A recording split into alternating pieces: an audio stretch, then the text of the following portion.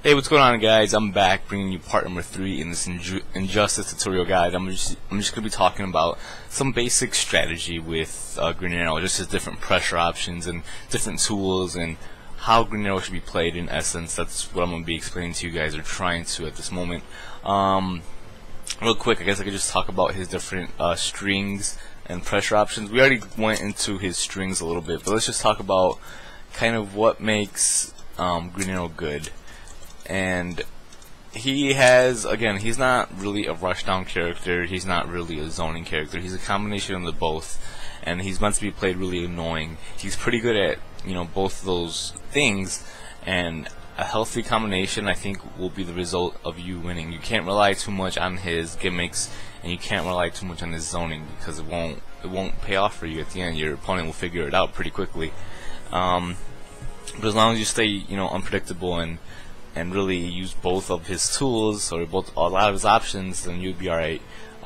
Let's go back to his one string that I like to use, just forward 2 down 1 3, and it's this string right here. And right now, if you're a Green Arrow player and you're using that, you're probably getting away with a lot of things because it's so good.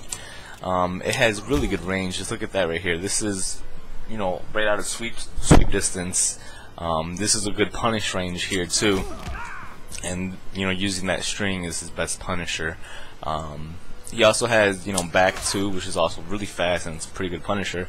But let's just talk about different ways or different strings you can use to kind of get people off guard. The fact that Green Arrow can make his arrow hit overhead or low is really good, because it kind of is going to force your opponent to always keep an eye out on where your position is, and it forces them to kind of block, right? In his strings, you can do this string right here, which is, this second hit is a low, and this third hit is an overhead. So you have to block that low overhead. Now, if you combine an arrow with that, it gets pretty, deadly. So you have low, overhead, low, and then say you have a low arrow after that. So it's pretty good. But if you do this right now, a lot of people are going to kind of catch on to it. They're kind of going to realize, hey, you're just doing the same thing over and over again. So you don't want to do that. You want to kind of mix up your mix-ups. I wouldn't say do that until it's absolutely necessary. So if people keep getting hit by forward 2 down 1 3 low arrow, keep doing it. There's no reason to stop. But after a while, if you notice that they're starting to figure it out and they're blocking it properly, now it's time to start throwing in those mix-ups. So you have things like just ending your string early. Instead of doing the full forward 2 down 1 3, just do forward 2 down and then do a low arrow. So it'll be like, it's 2 lows back to back. They're gonna block high, thinking the overhead's coming. You can fuzzy guard this string, but again, that's probably something that's not going to happen a while from now, and it's probably something that's not going to happen in an online environment. That's more of an offline thing, so I really wouldn't worry about it too much anytime soon. You also have the option of jumping back and doing an overhead, so ending your string early and hoping that they're going to block high, or hoping that they're going to block low, and you just jump back and do an overhead shot on them. They won't be expecting it. Again, that's something you can react to, but it'll catch them off guard, and you kind of put yourself in a position where you're kind of out of that punishable zone, or you're out of that pressure zone, and you can kind of start actually using your zoning tools now. Other strings or other mix-ups you can do, or another good one, is most people like to block low against Green Arrow because of the fact that he can down 1 poke. Down 1 poke is probably his best punisher. You can get not a lot of damage. If you remember the B&Bs I was showing you yesterday, the same back 3, jumping 3, jump 2, 2 2 1 string, which looks like this. It does 26% damage, which ain't bad for a down 1 poke, and that's what's really good about Green Arrow. He can down 1 ice freeze you, and it just makes his ice arrow such a great threat. And that's why people are kind of annoyed by Green Arrow, because if you try jumping out and he gets a down 1 arrow on you, it'll connect. If your string like maybe whiffs, you can down 1 poke that. Like Batman, most of Batman's strings they kind of hit high, and they'll whiff. And if you're kind of an experienced player, you'll know the whiff is going to happen, so you punish them with a down 1 freeze full combo, which is just absolutely great. And so people are going to block low against Green Arrow, always anticipating that arrow. So you can do, down 1 into, again, jump back overhead arrow, or So the fact that they're going to be blocking low against you is good because he has this really fast overhead. And because he has this really fast overhead, it's also a good mix-up to do overhead into low, so back 2 into low arrow, and that'll catch a lot of your opponents, I guarantee you. One thing that I also like to do is I like to poke, and sometimes when they're here, let me show you. When the AI or when the opponent is blocking, say they block this. You see how it kind of pushes them back?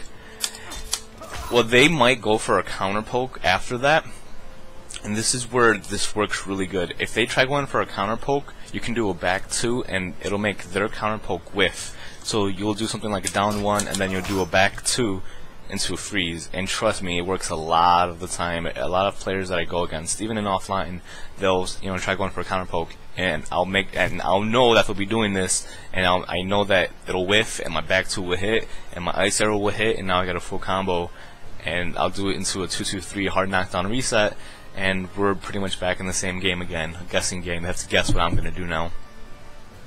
So that's a little bit about Green Arrow. His different zoning options. Let me just go to, or his different arrow options. We already talked a little bit about his ice arrow, but let's not forget about his electric arrow, because this is really good.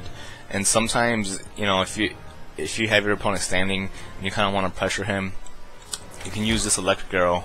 I have him to block. Let's not block that.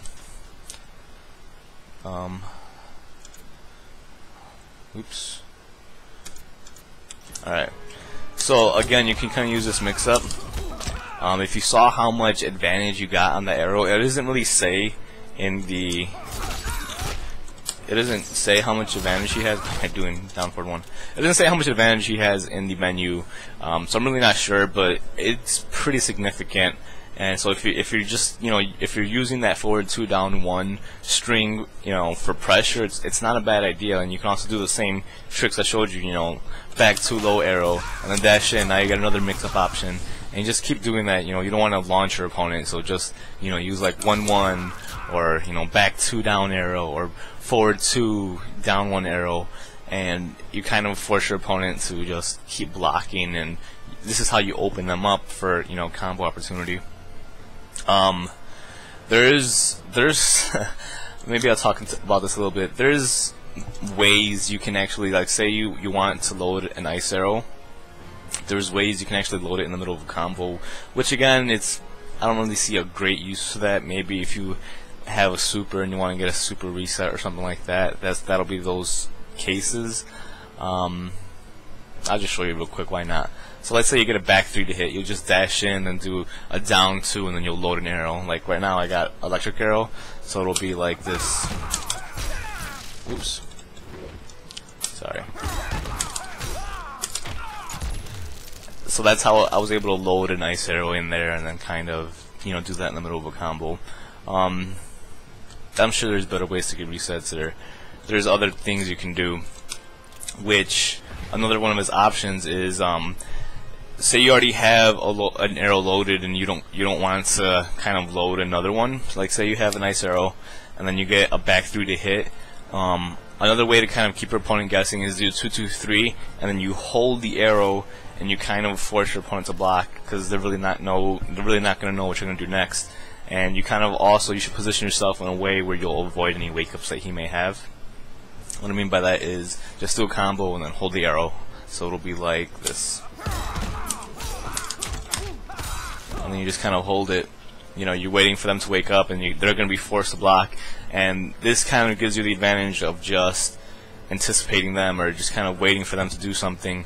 And then you can just either throw an overhead arrow, you can throw a low arrow, or you can just cancel out of it and then apply your pressure.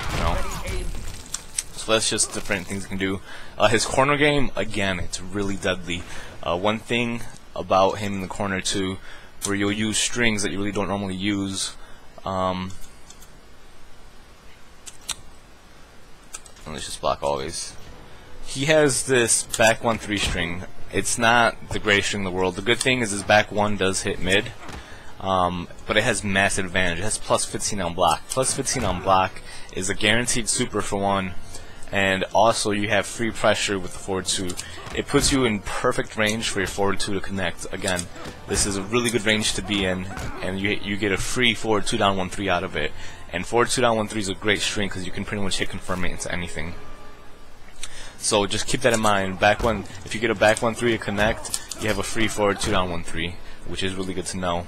And in the corner, your options are pretty limitless. You have all your wake up options, and not wake up options, all your opponent options. You can really abuse him. You have your forward 2 down 1-3 mix ups. You have your back 2-3 mix ups. And the great thing about back 2-3 also, in the corner it actually connects. If you saw the combo video,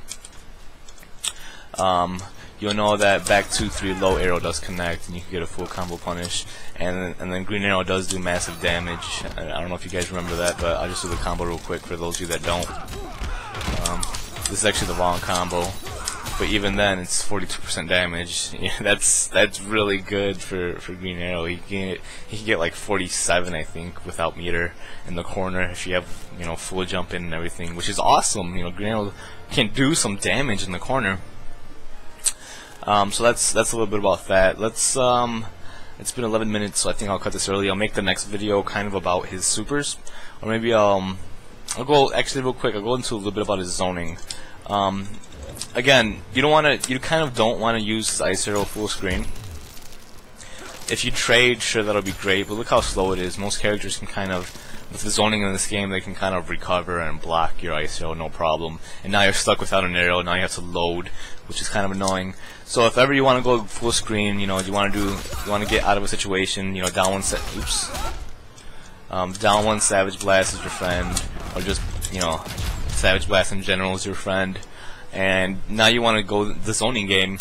It's a good idea to have either your electric or your fire arrow. In my opinion, the electric arrow is better. Basically, it's just super fast, and if it connects, you have enough time to safely load another arrow. And I would go into something like a fire arrow. And the fire arrow too, if that connects, it's a hard knockdown. They're full screen, so you can safely load an electric arrow, or just vice versa. And they're really good. These are his zoning tools. And again, with green arrow, you don't want to be really predictable in what you're doing, right? So that's him in a nutshell. That's his zoning tools. And also too, like his electric arrow here, if you notice this right here, the arch of the electric arrow is really good. Here's ice arrow, and this is pretty far away, and I tried going for an overhead and it does not connect. But if I transfer to electric arrow, you see the arch is a lot different. It's a really good zoning tool, and that's an overhead, by the way, so you have to block that standing. And that's just a little bit about his zoning. Again, you want to have a combination of both distance, or you want to have a combination of both zoning and pressure, and he's really good at doing all of them. Also, real quick, positioning. If you remember, I showed this combo right here. This is just positioning. You can, and if you get a combo to land, you can kind of decide where you want the opponent to be. Say you have your back to the wall. You have your back to the wall, and you kind of want to switch it around. You get a combo to land, and now you place your opponent in the corner, which is really good. And you don't have to do that. You can end the combo with a jump in 3, jump in 2, like I showed you earlier. You can, you do that kind of thing.